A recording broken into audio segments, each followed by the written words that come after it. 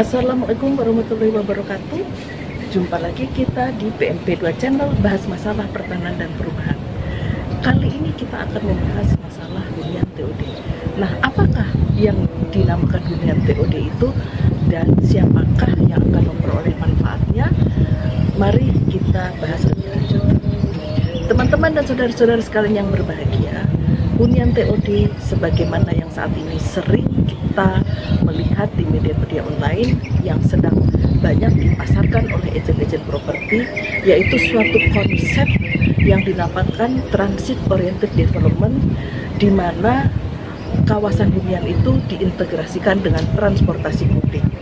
Nah, dalam hal demikian, apakah manfaatnya jika hunian-hunian itu dibangun dengan konsep TOD ini?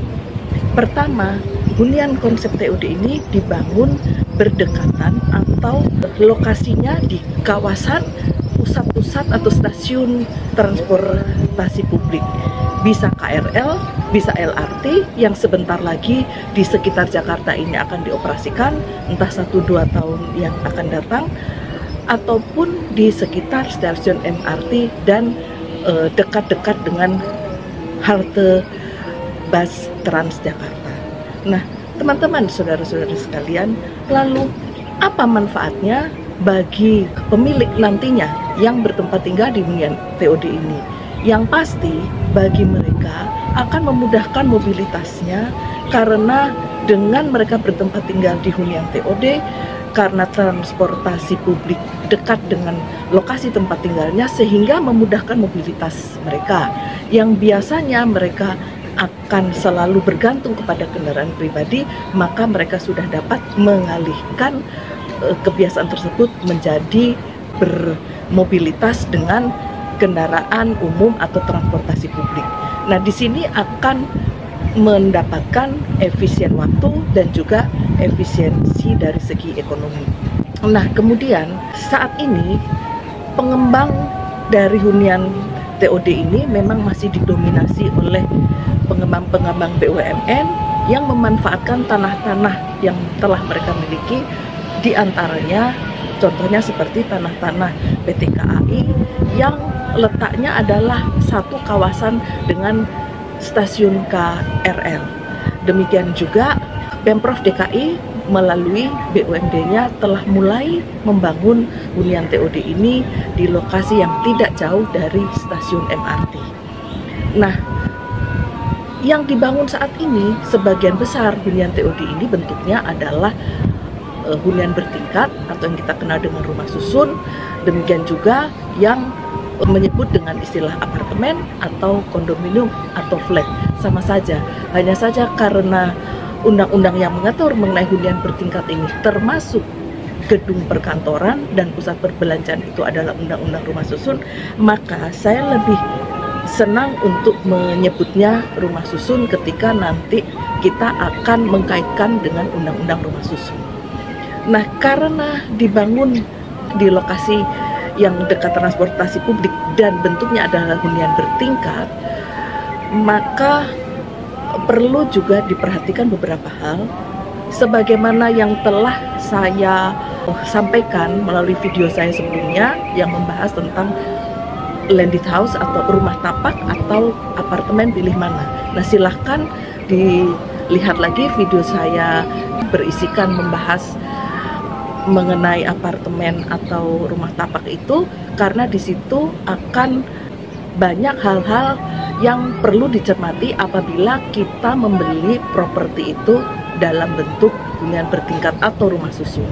Karena baik kepemilikan dan kepenghunian dari rumah susun ini memang berbeda dengan landed house atau rumah tapak, sehingga agar nantinya kita tidak mengalami kendala atau kita tidak mengalami kesulitan di dalam masalah kepemilikan dan kepenghunian, maka beberapa hal yang perlu diperhatikan tersebut silakan dilihat kembali di video saya yang sebelumnya.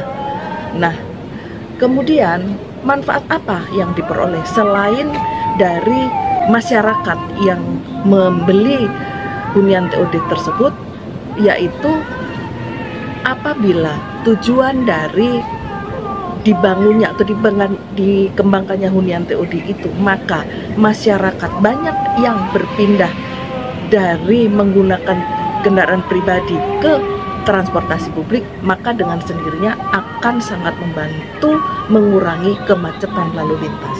Nah, dengan berkurangnya kemacetan lalu lintas, banyak hal yang bisa bermanfaat bagi masyarakat luas tentunya. Selain juga polusi udara menjadi berkurang dan kualitas hidup manusia karena dia tidak harus berpayah-payah dalam melakukan mobilitas kegiatannya.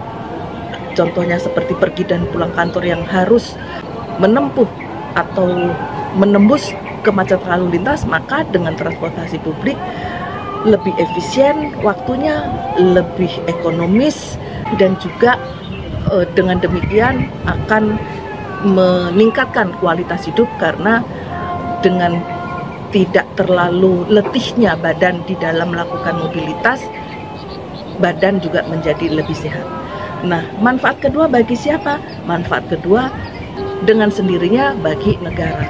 Karena permasalahan rumah rakyat yang selama ini juga masih menjadi PR besar bagi pemerintah dalam penyediaan rumah layak huni bagi masyarakat berpenghasilan menengah ke bawah, dengan adanya hunian-hunian TOD yang semoga saja para pengembang memberikan harga yang terjangkau bagi masyarakat berpenghasilan menengah ke bawah tersebut, maka salah satu permasalahan dari perumahan ini bisa menjadi solusi bagi terbatasnya rumah yang dapat disediakan bagi masyarakat berpenghasilan menengah ke bawah atau masyarakat berpenghasilan rendah. Nah, namun demikian perlu juga sinergi dari pemerintah dalam hal penyediaan sarana transportasi yang aman dan nyaman, sehingga masyarakat tidak juga ragu dan juga tertarik untuk beralih dari kendaraan pribadi ke kendaraan umum atau transportasi publik tadi. Nah, manfaat ketiga yaitu bahwa dengan dibangunnya hunian TOD ini di beberapa lokasi yang tidak harus di perkotaan, bisa juga contohnya seperti Jakarta dibangun di daerah Bogor, Depok, Bekasi atau Tangerang, maka ada pemerataan pembangunan di situ. Karena walaupun tidak berada di perkotaan, tetapi dengan mudahnya sarana transportasi, maka kemungkinan masyarakat pun akan juga menyukai atau berminat untuk memiliki hunian TOD. Sehingga beban kota besar itu juga menjadi berkurang karena hunian untuk masyarakat berpenghasilan menengah ke bawah tidak selalu harus dibangun di kota besar. Nah, demikianlah yang dapat saya sampaikan. Semoga ini bermanfaat. Jangan lupa menonton video saya yang selanjutnya. Tak lupa saya mengucapkan terima kasih kepada teman-teman atau saudara-saudara sekalian yang memberikan subscribe-nya. Sekali lagi, terima kasih. Wassalamualaikum warahmatullahi wabarakatuh.